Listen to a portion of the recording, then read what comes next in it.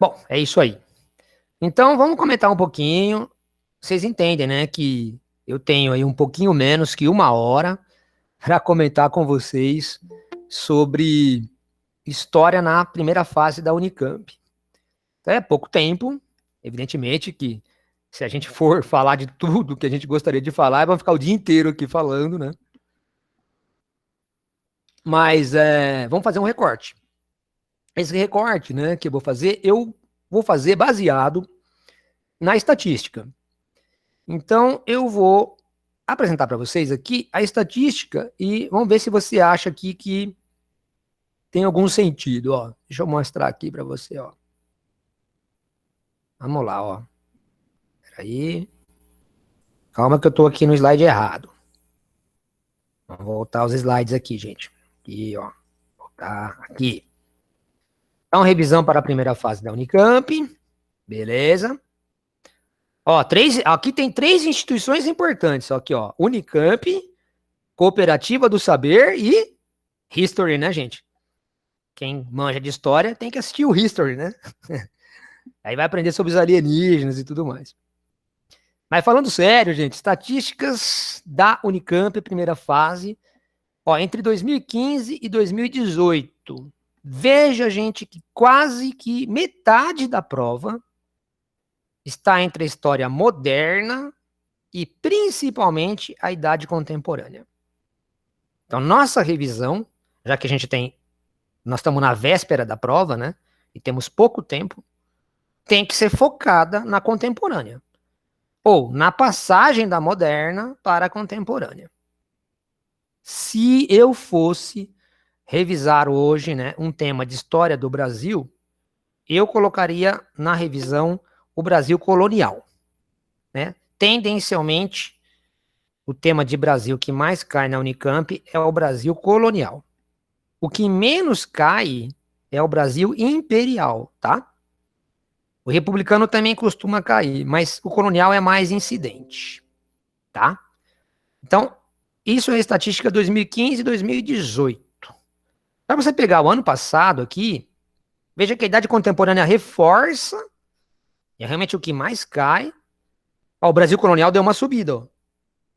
E o moderno continua muito importante. Então, né, a prova do ano passado também nos ressalta a importância da gente estudar nessa revisão que temos aqui hoje, a idade contemporânea. Ó, alguns temas que eu acho que são relevantes para essa prova, para os 9 testes de A a D que vocês vão enfrentar aí a partir de amanhã. Ó, peste negra, revolta da vacina e gripe espanhola. Vejam que são epidemias. Eu acho que é inviável, impossível que nos vestibulares deste ano o tema de doença, o tema de pandemia, epidemia não vá aparecer. Assim, me parece uma loucura que esse tema não apareça. Em história, então, a peste negra lá do século XIV, na Idade Média. E aqui na história do Brasil, a revolta da vacina, de 1904, na época do presidente Rodrigues Alves. E após a Primeira Guerra Mundial, né? Isso aí já temos aí uns 100 anos, né? Da gripe espanhola. Então, eu diria e acrescentaria só mais uma epidemia ou pandemia, se a gente pudesse usar esse termo, para a chegada do europeu, do espanhol, na América, no começo do século XVI. A chegada do europeu no final do XV, no início do século XVI, né, levou à morte de milhões de ameríndios. Na minha opinião, foi a maior pandemia da história da humanidade, né? Existem estatísticas que não são boas, mas as estatísticas que temos, né, de que no México, em 1500, tinha 20 milhões de habitantes. Em 1600, tinha só 5 milhões. Então, morreu todo mundo, especialmente de varíola. Então, mais esse adendo para você. Outras coisas importantes na prova da Unicamp são as questões de gênero. Tipo, já vi muita questão assim, a mulher na Idade Média, a mulher na época vitoriana, a mulher em Esparta, a mulher em Atenas, sabe? Essas questões são importantes na prova da Unicamp, tanto a primeira quanto a segunda fase. E eu acho também que esse ano a ideia de ciência e religião é uma boa ideia, esse relacionamento. Na minha parte de história, é clássica aquela coisa do Copérnico, do Galileu, que é a discussão do geocentrismo versus o heliocentrismo. Muito clássico isso, né? Da época do Renascimento. Então, essas relações entre ciência e religião, na parte de história, podem ser sinalizadas, por exemplo, nessa discussão do heliocentrismo proposto, né, principalmente pelo Copérnico, depois confirmado pelo Galileu no século XVII, no finalzinho daquilo que a gente chama de Renascimento. Então, eu acho que são temas muito relevantes, gente, para que você leve em consideração para a sua prova da Unicamp desse ano, tá bom? Bom, agora vamos entrar naquilo que eu tinha prometido para vocês, que é estudar um pouco o final da Idade Moderna e a construção da Idade Contemporânea. A construção do mundo contemporâneo. Ó, detalhe, hein? Detalhe, ó, detalhe. Na aula de história, o moderno é o século XV ou XVIII. Tá, e o contemporâneo é o 18 até hoje. É o final do 18 até hoje. Então, essa expressão moderno, ele ganha muitos sentidos, né? Na aula de história, moderno é do século XV ao XVIII. E aí o contemporâneo começa com a Revolução Francesa, né, no final do 18, e vem até o presente ano de 2021. E aí, né, para a gente tentar imaginar a construção do mundo contemporâneo, algumas coisas são importantes, coisas do século XVIII. O grande século revolucionário, o século XVIII. Primeira coisa, novas ideias. Há todo um movimento filosófico, há todo um movimento intelectual que é chamado de movimento iluminista. Evidentemente, né, gente? O iluminismo, ele não veio do nada. A ideia de razão, a ciência explicando o mundo, isso aí não veio do nada, bum, assim, no século XVIII. É claro que teve o renascimento cultural dos séculos XIV, XV e XVI, o renascimento científico do XVII. Eu falei para você de Galileu, né, de Copérnico, Galileu, Kepler, né, isso é 16, 17. Aí veio Newton no próprio século 17, então, renascimento científico. Né? Aí sim vem o 18, onde então acontece o iluminismo, como produto desse processo que eu estou descrevendo para você. Especialmente esses filósofos ditos iluministas eram de língua francesa. Diderot, d'Alembert, Rousseau, Montesquieu, Voltaire.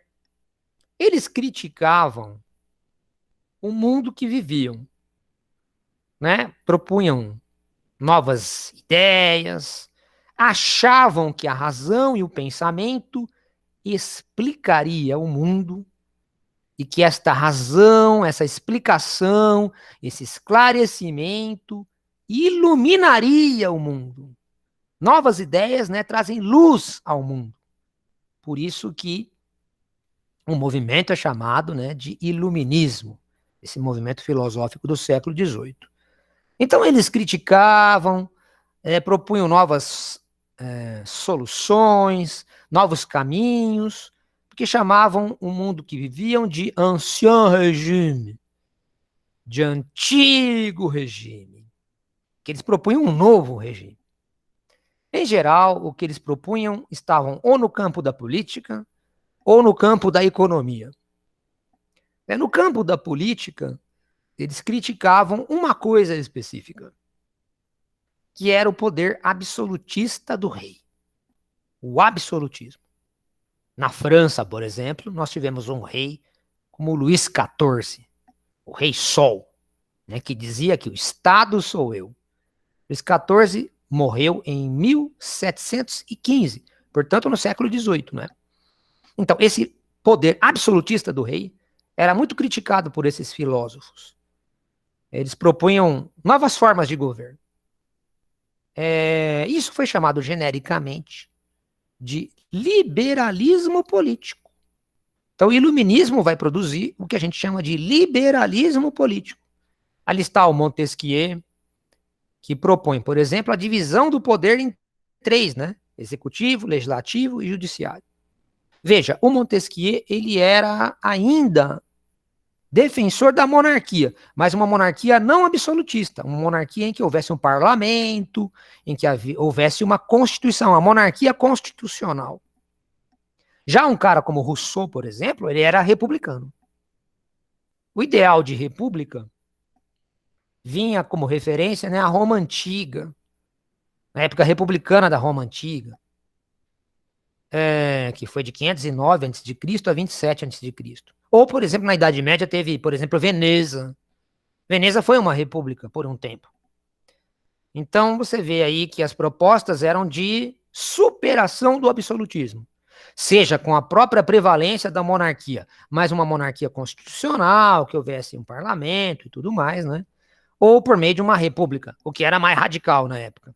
O Rousseau, por exemplo, né, dizia isso. Tinha um cara como Voltaire, por exemplo, que achava que a monarquia ainda era o melhor tipo de governo, mas tinha que ser uma monarquia ilustrada, uma monarquia intelectual, não é? Baseada nos princípios da ciência. Isso foi chamado de despotismo esclarecido. Tudo isso, gente, está ali no que a gente chama de liberalismo político. São novas ideias para iluminar o mundo. Agora, também houve alguns filósofos que começaram a construir teorias mais no campo econômico. Isso começou lá na França mesmo com os fisiocratas, como Turgot, por exemplo, e chegou à Escócia com Adam Smith, né, um filósofo, Adam Smith, professor da Universidade de Edimburgo, na Escócia, e que começa a formular algumas teorias econômicas. Depois na Inglaterra, né, um cara no século XIX como Davi Ricardo, né, tudo isso aí foi chamado de liberalismo econômico. Então, o iluminismo no século XVIII vai alterar os padrões, vamos dizer assim, intelectuais da Europa, trazendo novas ideias. E sem dúvida nenhuma que essas novas ideias, né, que criticavam o ancien regime, o antigo regime, e propunham um novo regime, vão ser a base para a construção no mundo contemporâneo. Serão a base de uma série de revoluções, de uma era de revoluções que vão ocorrer a partir do final do século XVIII. Mas só o iluminismo não explica tudo. Há um outro processo ocorrendo no século XVIII concomitante, ao mesmo tempo, que vai então se somar ao iluminismo para termos uma era de revoluções. Esse processo, muito importante, se chamou de Revolução Industrial. Então, não esquece, o século XVIII é marcado pelos pensamentos e ideais iluministas, ao mesmo tempo que o mundo europeu, especialmente a Inglaterra, vai começar a experimentar a Revolução Industrial. Então, o século XVIII é marcado pelo iluminismo e pela Revolução Industrial. Essas transformações que serão, então, somadas para que sejam a base de uma era de revoluções. Essas revoluções que construíram o mundo contemporâneo, esse mundo que você vive. A Revolução Industrial, gente, ocorreu primeiramente na Inglaterra. Então, por que a Inglaterra foi a pioneira do processo industrial? É isso que eu vou começar a tentar explicar um pouquinho para você a partir de agora, tá bom? Para você tentar entender por que a Inglaterra foi o berço da Revolução Industrial, você deveria fazer uma revisão da aula da monarquia inglesa, do absolutismo inglês, nos séculos XVI, mas principalmente o XVII. No século XVI, na Inglaterra, quem governou eram aqueles Tudors, né? Henrique VIII, a Elizabeth. Essa Elizabeth era chamada de a Rainha Virgem. Ela morreu em 1603. Virgem, eu não diria, entendeu? Mais ou menos. Mas que ela nunca se casou e não teve filhos. Portanto, quando ela morreu aos 69 anos, em 1603, ela morreu sem filhos. Isso é um problema, né? Porque isso é o fim da dinastia Tudor. Comecinho do século XVII é o fim da dinastia Tudor. Bom, aí convocam para assumir a coroa inglesa o rei da Escócia, que era primo dela, o Jaime Stuart. Então começa a dinastia Stuart na Inglaterra no século XVII. Isso é o chave. Isso é o chave. Monarquia Stuart no século XVII. Jaime I e Carlos I. Esses caras não tinham muita habilidade. Queriam governar de maneira absolutista, baseados no direito divino do rei governar, e não convocavam o parlamento na Inglaterra. Tá? Isso causou uma série de problemas. Então, por isso que a gente fala que o absolutismo inglês no século XVII entrou numa grave crise. O estatuto dessa crise é justamente os Stuarts e sua inabilidade. Não convocavam o parlamento e queriam governar baseados no direito divino. Bom, aí que você vai perceber que vai ter o Carlos I e que ele vai entrar numa guerra com o parlamento. Essa guerra com o parlamento é uma guerra civil na própria Inglaterra, entre 1642 e 49, vai ser chamada de Revolução Puritana. Muito importante o puritanismo, gente. O puritanismo é a religião calvinista na Inglaterra e foi adotada por grande parte da burguesia. Então você tinha uma burguesia na Câmara dos Comuns, que era, então, puritana, ou seja, calvinista, protestante, portanto, e que entrou em choque com o rei. Ele teve uma guerra. Muito bem. O parlamento derrota o rei. E em 1649 é proclamada uma república na Inglaterra. Vai durar pouco, vai durar 10 anos. 1650, a década de 1650. Mas ali havia um governante nessa república, que era o Oliver Cromwell. Atenção, presta atenção. Você tinha uma burguesia na Inglaterra, então o importante é a burguesia. A burguesia, ela estava enriquecendo. É que ela queria enriquecer mais. Mas, veja, desde os Tudors, desde a Elizabeth, por exemplo, os burgueses na Inglaterra ganham dinheiro, enriquecem com tráfico negreiro.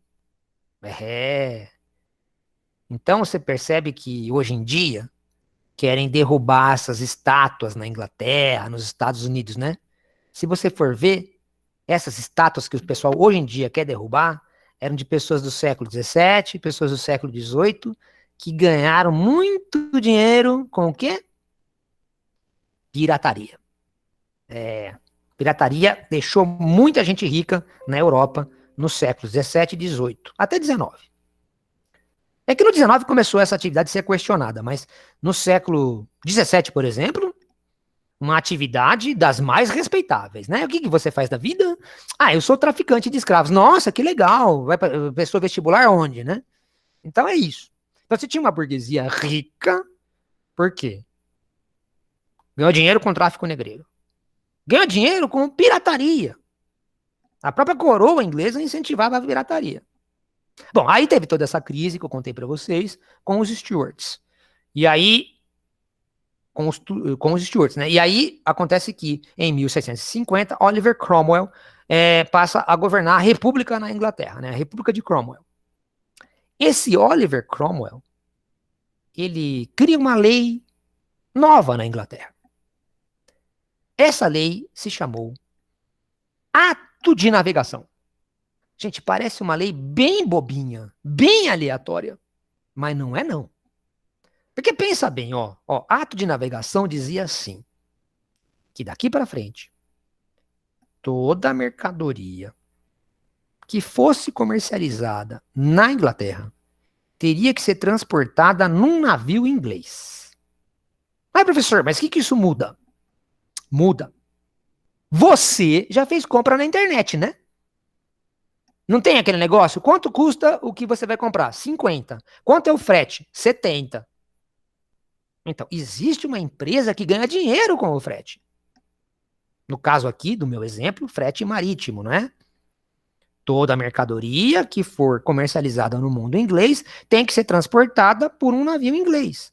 Havia uma empresa holandesa que monopolizava os fretes. Portanto, uma parte das comercializações, do capital auferido pelas comercializações, ia para a Holanda.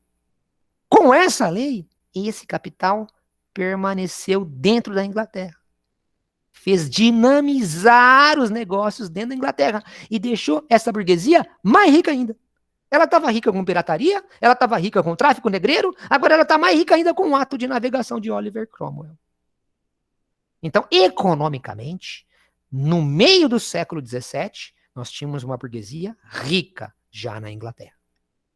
Ela não tinha poder político, mas ela tinha poder econômico. Como ela vai fazer para conseguir o poder político? Assim, ó, o Oliver Cromwell morreu e a monarquia foi restaurada na Inglaterra. Trouxeram de volta os Stuarts, Carlos II e Jaime II. E a briga continuou. Chegou um momento, em 1688, que o parlamento fez uma conspiração. Derrubou o rei Jaime II e colocou no lugar a filha dele e o genro dele, a Maria e o Guilherme. Esse casal que assumiu em 1688, por meio da Revolução Gloriosa, glorioso porque não caiu uma gota de sangue, o rei que foi derrubado não resistiu, ele fugiu e tal. Esse casal que assumiu assinou um documento chamado de Bill of Rights. Esse documento diz que o rei reina, mas não governa. Quem governa é o parlamento, que forma um governo em nome de Sua Majestade. Mas Sua Majestade não governa, quem governa é o parlamento. Então tem o chefe de Estado, que é o rei, mas tem o chefe de governo, que é o primeiro-ministro. Gente, esse é um acordo que a Inglaterra fez em 1688, que está em vigor até o dia de hoje. É assim que funciona até hoje, mais de 300 anos depois. Pois é, quem governa é o parlamento, gente. Soma aí, 2 mais 2 é 4.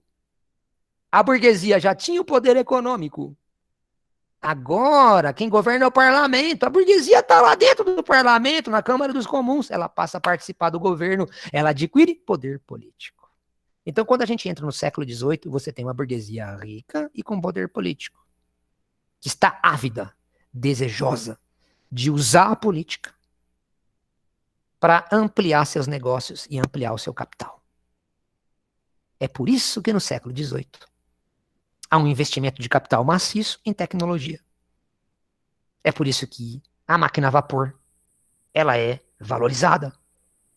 Porque a máquina a vapor pode aumentar a produção e aumentar o lucro, o capital dessa burguesia. Essa burguesia está interessada em inovações tecnológicas.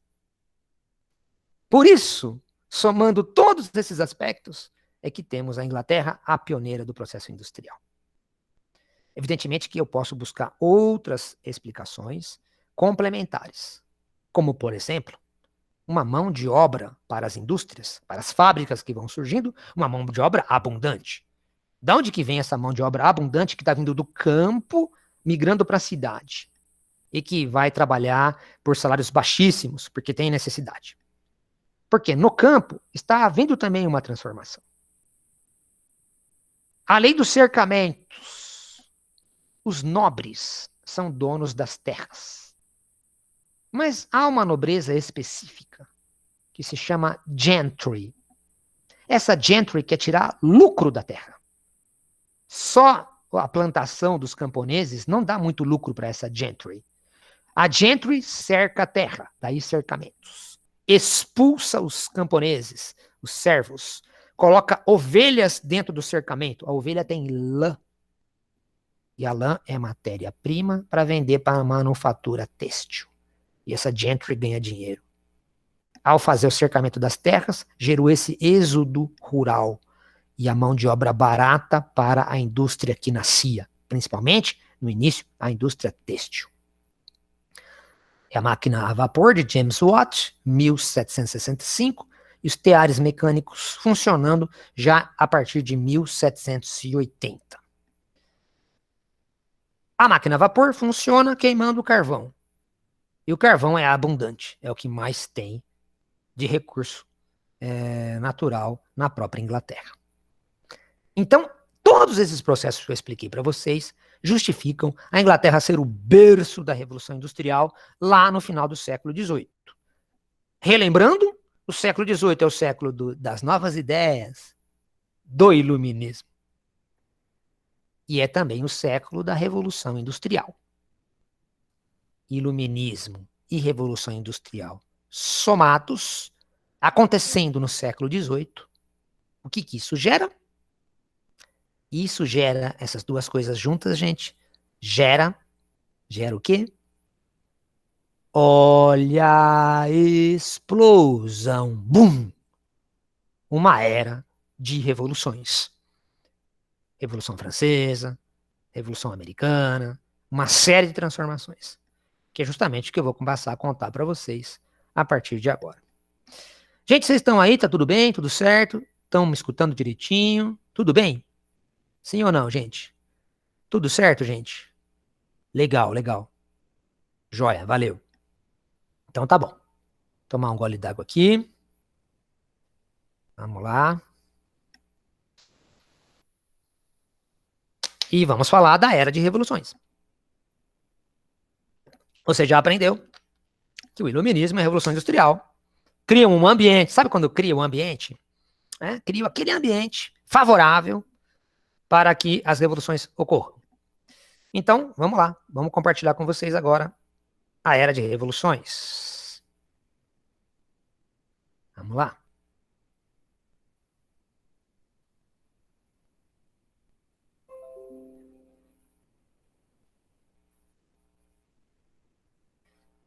Bom, a gente marca a era de revoluções com o início, que é o 1789, porque simbolicamente é o ano que começou a Revolução Francesa, né? E vai até uma outra revolução que aconteceu na França e na Europa inteira em 1848, chamada de Primavera dos Povos. Esta é a era de revoluções. Esse é o período, gente, em que o mundo burguês, o mundo liberal, o mundo atual foi construído. Bom, na base das revoluções, desta era de revoluções, temos claramente a Revolução Francesa, mas temos que inserir também a Revolução Americana. A Revolução Americana foi um pouquinho anterior à Revolução Francesa, e ela é importante no seguinte sentido. Vamos lá, gente, ó. Quer ver? Toda a Idade Moderna é Estado absolutista, cuja prática era mercantilista. Toda essa era moderna, toda a sustentação da Europa moderna se deu explorando as colônias na América. Todo antigo regime, gente, todo ancião regime, foi baseado na relação colonial. O aluno aprende, gente, no 6º ano isso, né? O pacto colonial. Metrópole explora a colônia. A metrópole explorando a colônia é o que dá o esplendor da sociedade moderna europeia. Palácio de Versalhes é bonito, né, gente? Então, foi construído, provavelmente, com muito dinheiro, né? Tirado das relações coloniais que a França vivia. Né? Os palácios na Espanha devem ser muito legais também, muito, muito bonitos.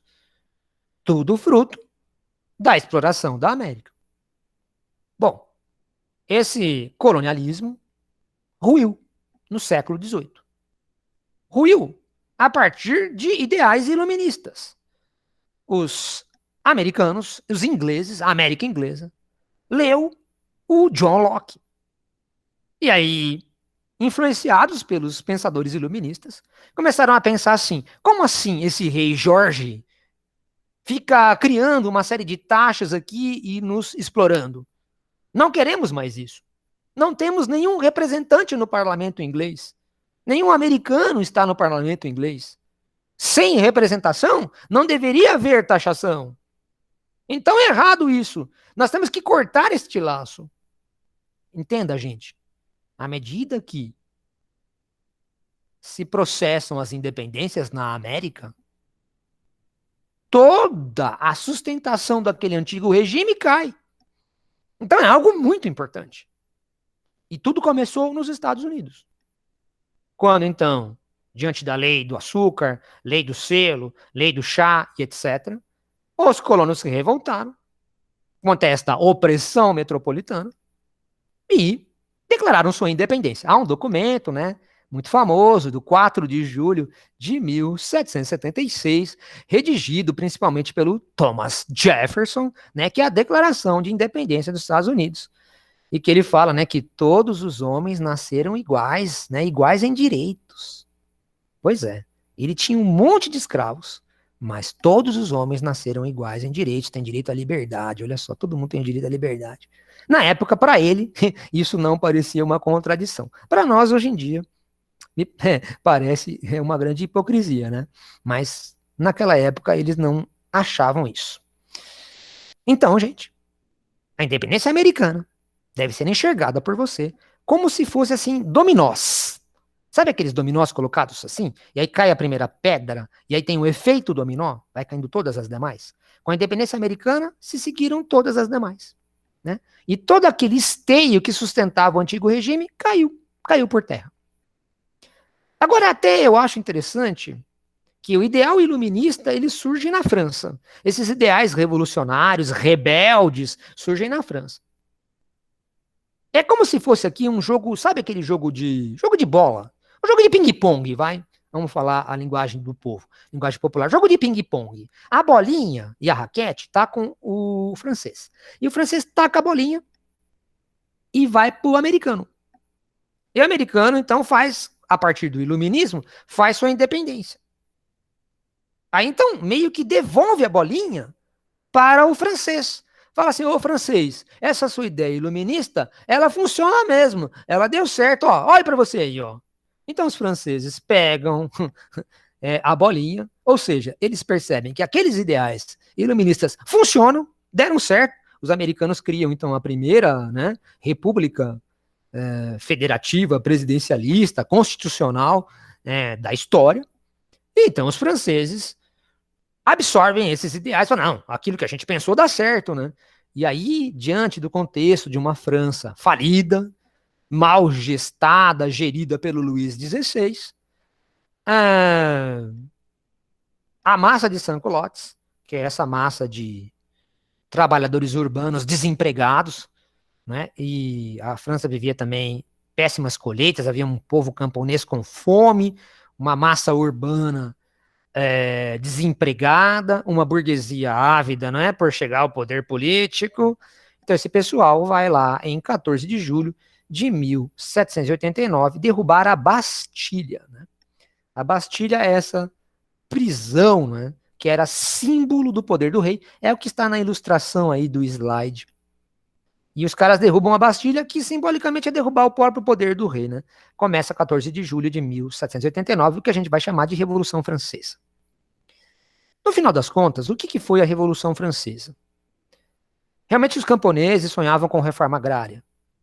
De fato, sans-culottes, essa massa de trabalhadores urbanos, sonhava com uma vida melhor na cidade, com emprego. Isso tudo ficou meio na ilusão, sabe? Quem realmente foi beneficiado pela Revolução Francesa foi a burguesia. Por que a burguesia, ela vivia dentro de uma estrutura de sociedade que era mais ou menos assim. Você tinha o primeiro estado, o clero, a igreja. O segundo estado, a nobreza. E esses dois estados, eles gozavam de privilégios. Não pagavam impostos, por exemplo. Havia um terceiro estado, a burguesia estava no terceiro estado, junto com os camponeses, com os sans-culottes. O que a burguesia queria era explodir essa sociedade estamental, porque a sua posição na sociedade era exatamente de acordo com o critério do seu nascimento, do sangue azul ou não. Então, a Revolução Francesa explodiu com a sociedade estamental e criou no lugar a sociedade de classes. E aí, você sobe para uma classe dominante ou não, de acordo com você ter o capital. Por isso que o capitalismo se consolida. Porque para você ser classe dominante, não é mais o sangue azul, título de nobreza. É a posse do capital. Por isso é a era do capitalismo. E a burguesia é aquela que detém o capital. Eu acabei de explicar para vocês como isso se deu na Inglaterra, não foi? O mesmo está ocorrendo na França, de uma maneira até mais profunda, porque as instituições do antigo regime estão sendo derrubadas. Olha, o rei foi guilhotinado, cortaram a cabeça dele, não é? Proclamaram uma república na França. Derrubaram a prisão dele, que era o símbolo do poder, a Bastilha. Quando assume o poder na França o Napoleão, ele vai até 1815, o Napoleão, ele era uma continuação desse ideal revolucionário. Muito embora ele tenha, inclusive, se coroado o imperador dos franceses, né? Mas olha a desculpa que ele deu, né? Que ele ia virar, em 1804, imperador dos franceses só para ter muito poder para cuidar dos valores da revolução, dos valores republicanos. Olha que puta falta de sacanagem. Eu vou virar imperador para cuidar da república. Né? Isso já tinha sido feito no passado, na Roma antiga, pelo Otaviano, né? Que se transformou no primeiro imperador romano. Ele só virou imperador para proteger a República Romana, né? De tiranos, por exemplo, como Júlio César, etc. Então agora vem o Napoleão. Ele vai ser o imperador dos franceses, mas dentro de uma lógica de uma sociedade republicana, com valores republicanos, valores burgueses, liberais. Tanto que a coisa mais importante da era napoleônica, gente, não é que ele perdeu na Rússia para o general Inverno. Não são as batalhas. O importante é que o Napoleão criou um código de leis. O Código Civil, que está em vigor na França até hoje, logicamente com suas atualizações. O que é o Código Civil? Um país tem sua Constituição. A França tinha, os Estados Unidos já tinha naquela época. Só que a Constituição, gente, são leis mais gerais, são leis mais abstratas. Você precisa de leis mais específicas, para o cotidiano mesmo, para o dia a dia. Tipo, relação de compra e venda. Como se dá isso? Propriedade, casamento, herança. Pois é, todo o Código Civil criado pelo Napoleão já dá um caráter jurídico a um tipo de sociedade capitalista, liberal, burguesa. Não mais aquela sociedade antiga, estamental, da nobreza e seus privilégios. E aonde o Napoleão foi? E ele foi até a Rússia. Ele levou debaixo do braço o Código Civil. E ele perdeu. Mas ele deixou o Código Civil. Ele semeou. O Napoleão é o semeador de Revolução Francesa. Ele deixou. Ele perdeu, mas o Código Civil ficou. Em todos os lugares que ele esteve na Europa, a implantação do Código Civil marcou a transição daquela velha sociedade estamental, do poder do clero, do poder da nobreza, dos privilégios, para um outro tipo de sociedade, a sociedade burguesa liberal. E isto superou a própria vida do Napoleão, pois o Código Civil, os códigos civis estão por aí, em praticamente todos os países que se dizem ocidentais, liberais e democráticos. Bom, isto, gente, é a era de revoluções. Mas as coisas não são fáceis. O processo ele vai estar em disputa, esse processo entre antigo regime e novo regime, entre nobreza e burguesia, essas disputas elas vão até 1848. Porque é claro, né? A nobreza tenta reagir. Há uma reação, eu diria uma reação reacionária, né, da nobreza e do clero, com medo de que aquele velho mundo deles acabasse. Reacionário seria o melhor termo, porque o reacionário quer que o tempo volte. Não é só assim. No meu tempo era melhor.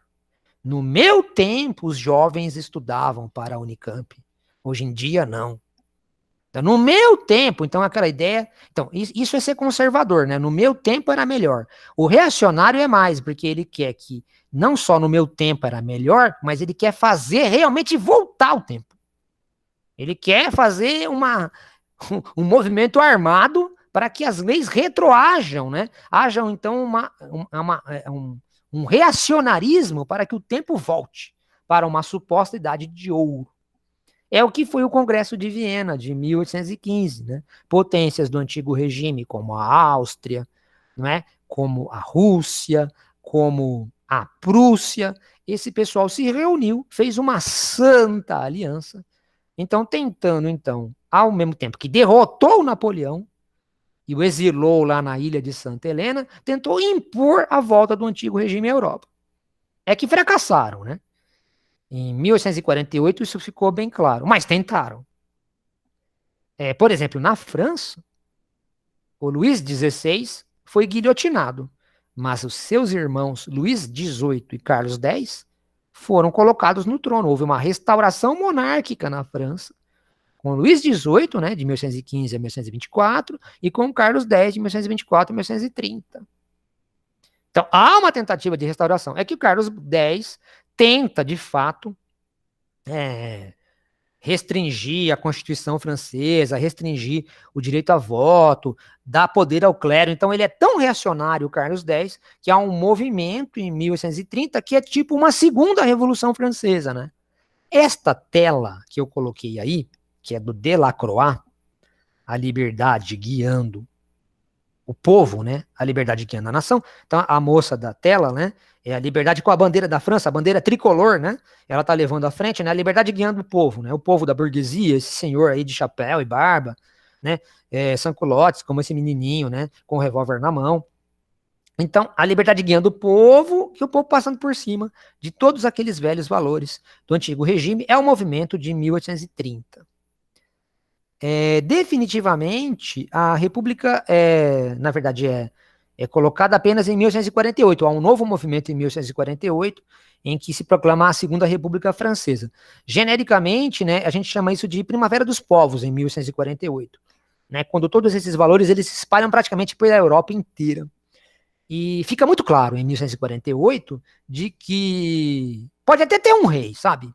Pode até ter um imperador, tem rei na Inglaterra, né? Pode até ter um rei na França, sei lá, mas a sociedade, a política, a economia já são capitalistas, liberais, burguesas. Né? A partir de 1948 é o fim da era das revoluções, porque os ideais liberais vão triunfar. E mesmo tendo um rei, algo que é um resquício do antigo regime, toda aquela sociedade já é organizada de maneira liberal.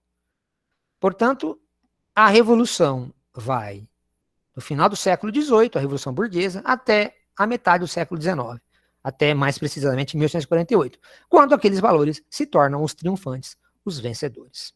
Então, a partir de 1848, você tem, de fato, a era do capitalismo mesmo, a era contemporânea, a era burguesa, que temos até o dia de hoje.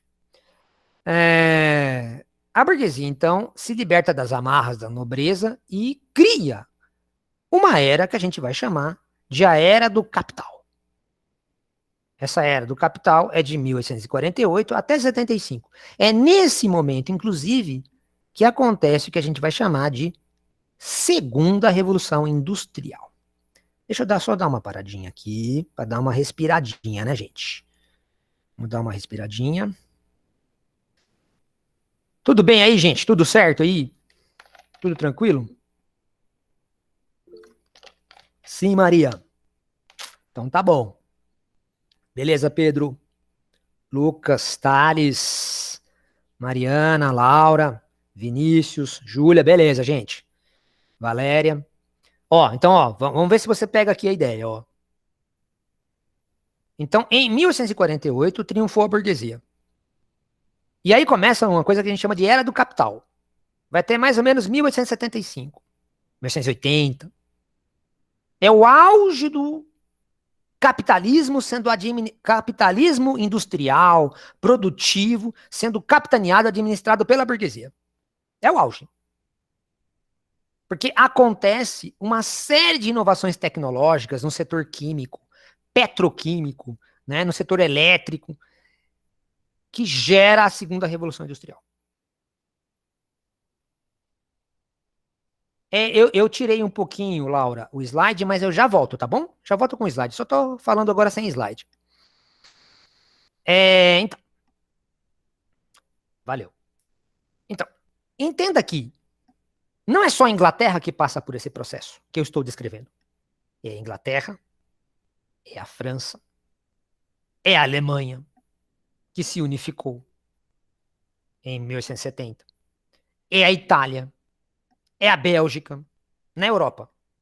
É o Japão na era Meiji, no Oriente. É os Estados Unidos, depois da Guerra Civil, que acabou em 1865. Então, está acontecendo a segunda Revolução Industrial, e ela está acontecendo em vários países, principalmente da Europa. E aí, esses países têm uma burguesia muito forte, muito poderosa, a burguesia capitalista, industrial. Ela necessita e deseja, ela deseja e necessita cada vez mais ampliar seus negócios. Cada vez mais ampliar o seu próprio capital. Por isso ela tem desejo de novos mercados consumidores, de novas zonas de investimento. Tem desejo por novas zonas onde há fontes de matérias-primas. Por isso, no final do século XIX, ressurge a ideia de colonização. Tinha aquela velha ideia de colonização lá do colonialismo, do Pacto Colonial lá. Portugal e Espanha colonizaram a América. Agora, no final do século XIX, um neocolonialismo. Um neocolonialismo. Ou seja, nações que estão participando da segunda Revolução Industrial, uma burguesia em cada um desses países, ávida por ampliar o seu capital, busca mercados consumidores, busca fontes de investimento, busca fontes de matérias-primas. E aí eles vão olhar para o continente africano e para o continente asiático.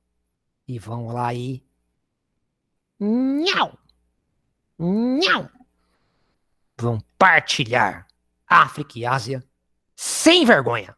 Tem aquele Congresso de Berlim de 1885. Os caras abrem o mapa da África e dividem. É o neocolonialismo. Vão criar até teorias pseudocientíficas, mostrando a superioridade do homem branco europeu sobre o africano que é negro, não é? Teorias racistas. Vão ser todas criadas. O racismo acadêmico, o racismo dito científico, pseudocientífico, é criado justamente para justificar este imperialismo. Este imperialismo. Agora eu compartilho.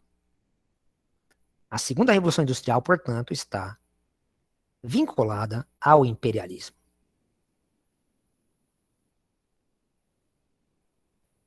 Então você tem o Império Francês, o Império Alemão, O Império Inglês, onde o sol nunca se põe.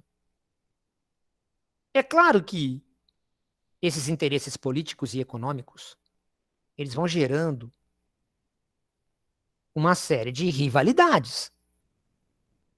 Não é porque a Alemanha se sente injustiçada em relação aos ingleses e franceses na partilha da África. Vai gerando fissuras na relação, sabe? Então isso vai acabar gerando essas rivalidades, esses mal-entendidos, não é? Entre 1870 e 1914, essas rivalidades elas vão se acentuando e vão se formando dois blocos de interesses. Dois blocos chamados de Tríplice Aliança, que tem a Alemanha e a Áustria, o Império Austro-Húngaro, e do outro lado, a Tríplice Entente, que tem principalmente a França, a Inglaterra e a Rússia. Então esses dois blocos, eles vão, cada dia que passa, aumentando sua rivalidade, né? Na verdade, essa era é a era da Belle Époque, mas na verdade você tem uma tremenda corrida armamentista. Esses dois blocos estão formando um verdadeiro barril de pólvora na Europa. Na verdade, um barril de pólvora em que uma mera faísca, um mero riscar de um fósforo vai fazer tudo explodir numa guerra total. Então, uma questão aleatória, mas que poderia vir de qualquer lugar, porque só uma faísca já levaria a uma guerra total. Da forma como o mundo estava organizado no começo do século XX, né, há 120 anos atrás, e essa questão foi uma questão realmente aleatória, uma questão torta, uma coisa que tem a ver com a Bósnia, gente. Olha só que Bósnia, tem a ver com a Bósnia. Então tinha um arquiduque austro-húngaro, né, que foi lá visitar a Bósnia, né? Os austríacos tinham anexado a Bósnia. E ao anexar a Bósnia, os sérvios não gostaram, porque eles queriam pegar a Bósnia. Então, quando esse arquiduque foi visitar a Bósnia, um movimento radical, né, mão negra, assassinou o arquiduque austro-húngaro Francisco Ferdinando. E essa questão aleatória acabou gerando que, entre os dois blocos, todos os países fossem declarando guerra mutuamente. Esse sistema de alianças levou a uma guerra total. Essa guerra total a gente chama hoje em dia de Primeira Guerra Mundial. Então, a causa da Primeira Guerra Mundial, as disputas imperialistas. Os dois blocos que se formam por meio das rivalidades que surgem. É uma guerra que vai ser lutada utilizando novos armamentos. É a metralhadora, é o tanque, é a granada, a mina, o gás tóxico, asfixiante, é o avião, é o dirigível, é o canhão de grosso calibre. A Alemanha invade a França, achando que rapidamente chegará a Paris. Mas os franceses reagem. E de acordo com os novos armamentos de destruição em massa, é impossível que um exército passe pela linha inimiga. O avanço é inviável, porque os generais não conhecem táticas numa guerra com estes armamentos. Os caras acabam cavando buracos, como está na fotografia aí, chamadas trincheiras. E a guerra fica estagnada ali por quase 4 anos. Levando à morte, esta guerra levou à morte, com todos esses armamentos de destruição em massa, de 15 a 20 milhões de pessoas. É a era de uma guerra sem precedentes. 15 a 20 milhões de pessoas morreram devido a esse conflito. Só teve uma pessoa que conseguiu atravessar as trincheiras ali na frente ocidental. Uma pessoa, a Mulher Maravilha. Afora a Mulher Maravilha, ninguém conseguiu passar as trincheiras. Porém, lá por 1917, os Estados Unidos acabou entrando ao lado da França e da Inglaterra, e que isso fez, de fato, a balança pender os aliados, né, a Tríplice Entente. E os alemães foram forçados a se renderem. A rendição se deu no dia 11 de novembro de 18, às 11 horas. Num vagão de trem, os alemães se renderam. Não aguentaram, né, mais devido à entrada dos Estados Unidos, que tinha um estoque de soldados muito maior que os alemães. O próprio imperador alemão, o Kaiser Guilherme, ele não aceitava a derrota. Então a população que passou, a população alemã, que passou a maior fome da história da Alemanha, foi na Primeira Guerra Mundial, né, quando ela foi cercada, fechada, né, não entrava alimentos de fora. A população alemã derruba a monarquia, proclama a república. E é esse governo que assina o armistício lá no vagão, o cessar-fogo. O problema maior foi que no ano seguinte, em 1919, esse governo alemão, né, chamado República de Weimar, é humilhado pelos franceses no chamado Tratado de Versalhes. Né? É imposta à Alemanha uma paz muito humilhante. Tem que pagar... Bom, primeiro que a Alemanha foi considerada a culpada pela guerra. Não só a derrotada, como a culpada pela guerra, e que tinha que pagar pesadas indenizações. Então, isso vai gerar um sentimento de revanche por parte dos alemães. É claro que um governo, como o governo republicano alemão, tendo que pagar essas indenizações, né, amarrado por esses tratados, é um governo fraco, frágil. E aí começam, dentro da Alemanha, movimentos extremistas. Movimentos, principalmente oriundos de ex-combatentes da Primeira Guerra Mundial. Esses movimentos extremistas diziam de recuperação da glória alemã humilhada pela guerra. Continuar a guerra para mostrar que a Alemanha iria ganhar a guerra. Bom, o mais famoso desses movimentos extremistas foi o movimento nazista, que ao longo dos anos 20, né, incendiou a Alemanha com esse discurso de que, na verdade, a Alemanha não perdeu a guerra, isso é um complô francês judaico para colocar a Alemanha de joelhos e tal. E essa campanha seria apenas uma campanha de alguns extremistas de extrema-direita, com 5% dos votos, seria apenas isso, caso a crise econômica não se tornasse aguda. E ela se tornou aguda, a crise econômica, gerando desemprego em massa, a partir de 1929. Então, a crise de 29 deu o combustível necessário para que o povo votasse, escolhesse desesperadamente esses movimentos extremistas. Em 1933, Adolf Hitler chega ao poder, os nazistas chegam ao poder na Alemanha por meio do voto, da votação, do sistema democrático.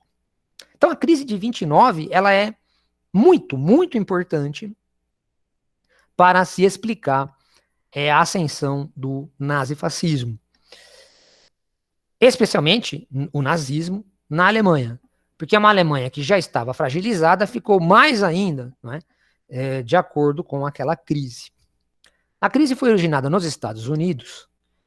Os Estados Unidos foi o grande vencedor da Primeira Guerra Mundial, se tornou a nação mais rica do mundo e tudo mais. O problema é que as empresas americanas fizeram um grande investimento nos anos 20, porque achavam que os negócios iam se ampliar sempre, não é? Mas, com a recuperação da economia europeia e com a estagnação do mercado interno, essas empresas norte-americanas acabaram não se planejando direito e acabaram continuando produzindo na mesma velocidade anterior. Isso gerou uma crise de superprodução, né? Fez com que, inclusive, o valor das ações dessas empresas caísse e que o fato que gerou a queda da Bolsa de Nova York. Como a economia americana já financiava o mundo inteiro, já estava tudo interligado, né? Essa crise se tornou mundial, especialmente a Alemanha, né? Que, inclusive, era sustentada por empréstimos americanos. Então, toda essa situação da crise de 29 amplificou o discurso nazi-fascista. E eles chegam ao poder a partir de 33. Nos Estados Unidos, a solução para a crise foi empreendida pelo presidente Roosevelt. Né? O presidente Roosevelt vence as eleições em 32 e a partir de 33 ele tem um plano estatal, né, de intervenção do Estado para tentar superar a crise, chamado New Deal. Né? O New Deal do Franklin Delano Roosevelt. Bom, enquanto isso, na Alemanha, vence o nazismo. As eleições a partir de 33, e os nazistas já tinham dito, né? Hitler escreveu um livro em 1923, chamado Minha Luta, dizendo que ele ia recuperar o espaço vital alemão, né? Roubado, né? pelos pelos franceses, pelos ingleses, pelos judeus, né, pelos banqueiros judeus, e que ele ia recuperar esse espaço vital.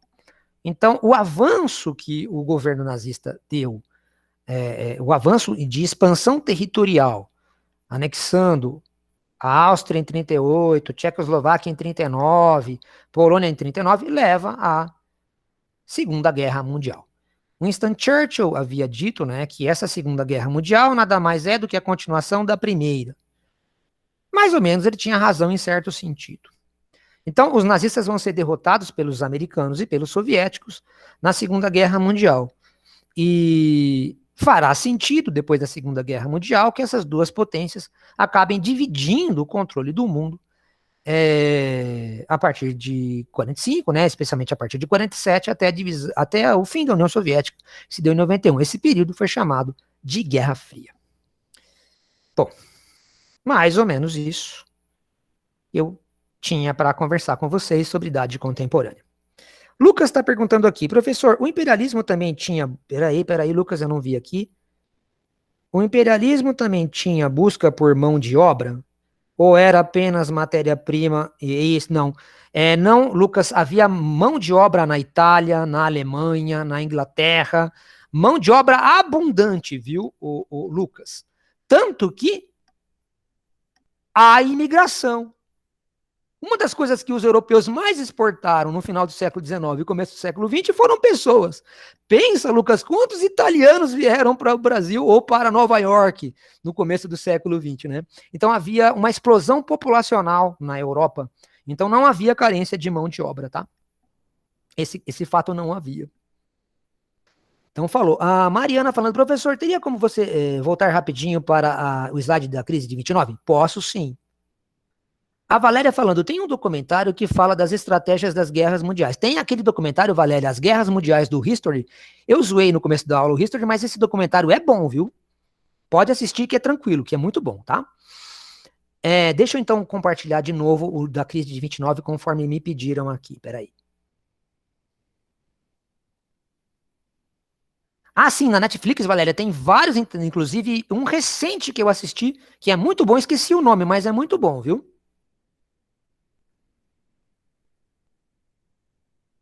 O da Netflix é sobre o Hitler.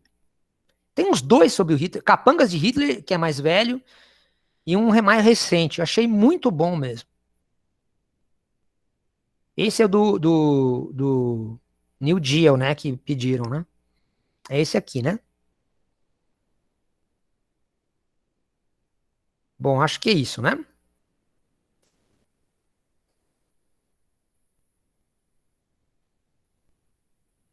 Então, Valéria, eu assisti esse documentário que você está falando, eu não sei se é esse, inclusive é um documentário bem longo, tem umas 2 horas, ele vai passo a passo na vida do Hitler. Não sei se você é esse que você viu. Inclusive, é meio parado o documentário, mas ele vai passo a passo na vida do Hitler. É muito bom mesmo. Ah, é o outro, Mariana? É sobre... Peraí.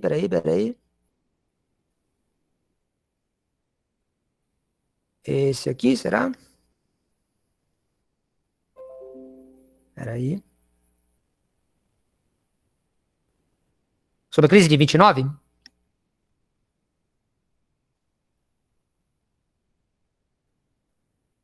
Então, a crise de 29. Tinha aqui, ó. Aí depois esse aqui. E depois esse aqui.